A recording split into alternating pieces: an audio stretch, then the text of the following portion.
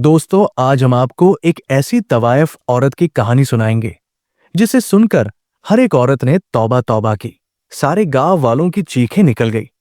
हर कोई हैरान और परेशान हो गया। कैसे एक तवायफ औरत जानवर बन गई? उसके साथ अल्लाह पाक ने ऐसा क्यों किया?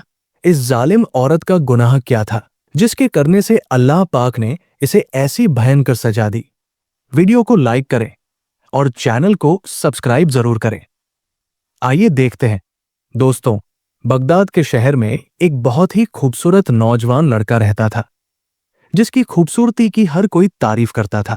इस लड़के के माँ बाप बचपन में ही इंतकाल कर गए थे। मस्जिद के मौलवी साहब ने उसकी तरबियत की थी और उसे नेक इंसान बनाने की पूरी कोशिश की। जब वो बड़ा हो गया तो उसने अपना कमाने का रास्ता चुन लिया। उसकी जिंदगी में एक छोटा सा तोता भी था जो हमेशा उसके साथ रहता था। वो लड़का अपने घर में रोज कुरान पाक की तिलावत करता और तोता पास बैठा सुनता। धीरे धीरे उस तोते ने भी कुरान की आयतें सीख ली और उनको अपनी जुबान से बोलने लगा। वो तोता हमेशा सच बोलने की अहमियत को समझता था और तोता ये सीखता था कि सच बोलने वाले को अल्लाह ताला बहुत पसंद करता है। लेकिन उसी शहर में एक तवायफ का घर था जो बेहद खूबसूरत थी। उस तवायफ के मामा ने एक दिन कहा, बाजी, आपके हुस्न का पूरा गांव दीवाना है, मगर एक नौजवान है जिसने आपको कभी नजर उठाकर भी नहीं देखा। वो बहुत नेक इंसान है, मस्जिद से सीधा घर आता है और घर से मस्जिद तक उसकी रसाई है। तवायफ औरत कहने लगी, ये कैसे हो सकता है? मेरी खूबसूरती को देखकर तो बड़े बड़े शरीफ भी अपनी शराफत भूल जाते हैं। फिर ये कौन सा आलिम है जो मुझे नहीं देखता?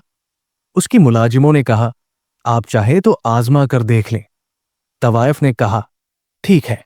फिर तवायफ ने अपना भेष बदला और एक शरीफ लड़की के कपड़े पहनकर उस लड़के के दरवाजे के आगे जाकर खड़ी हो गई।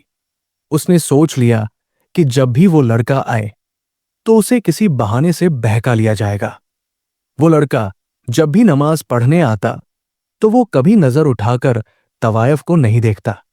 वो नजर झुकाकर मस्जिद में जाता और वापस घर लौट जाता। दिन गुजरते गए, लेकिन उस लड़के ने कभी तवायफ की तरफ नजर भी नहीं उठाई।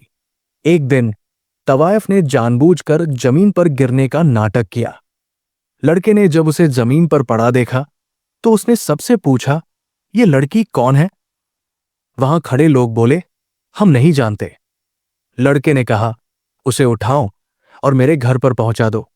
लड़की सोचने लगी, अब मैं इस नौजवान को बहका सकती हूं।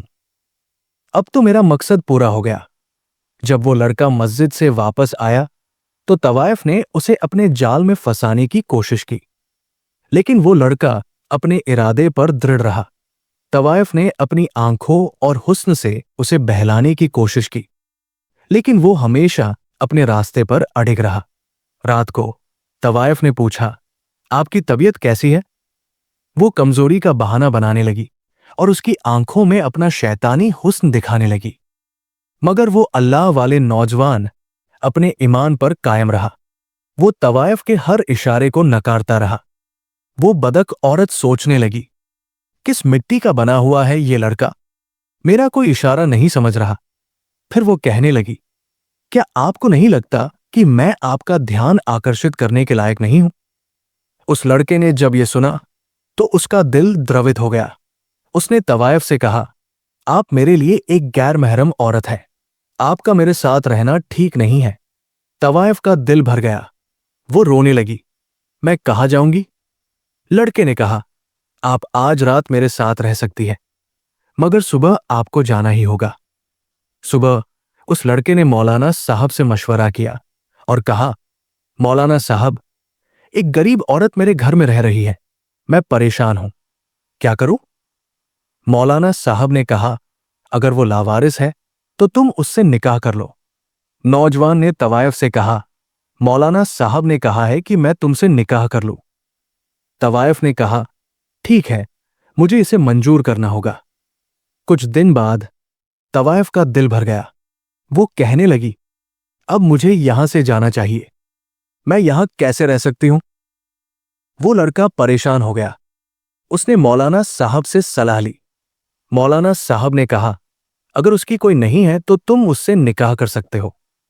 लेकिन तवायफ ने कहा, नहीं, अब मुझे ये सब पसंद नहीं आता, मुझे ये जिंदगी नहीं चाहिए।